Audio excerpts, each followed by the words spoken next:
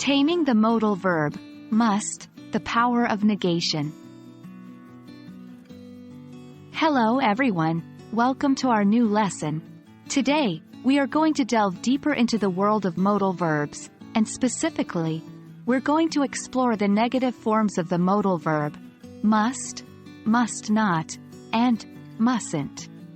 Understanding these forms is crucial for expressing obligation and necessity in English, especially when there's something you are obligated not to do, or when it's necessary not to do something.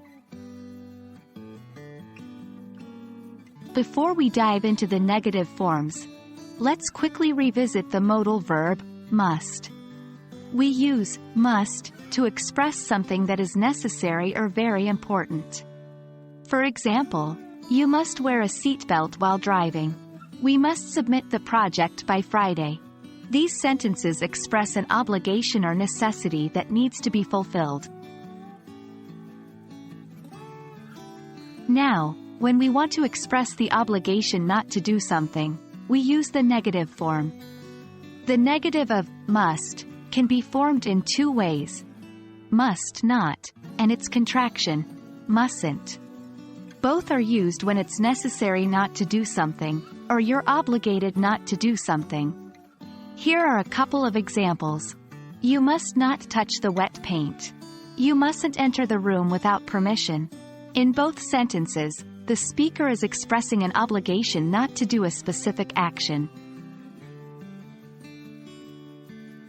It's essential to note a common mistake that English learners often make: confusing must not with don't have to.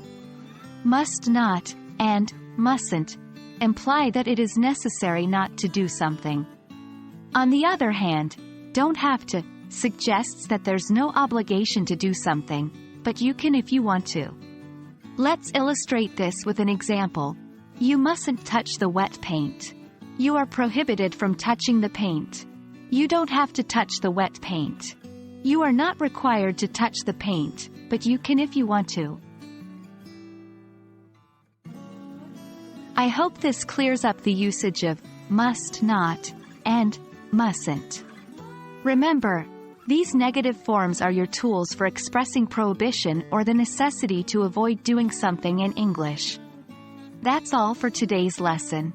Keep practicing and making sentences using must not and mustn't, and soon it'll become second nature. Thank you for watching, and until next time, keep learning and growing.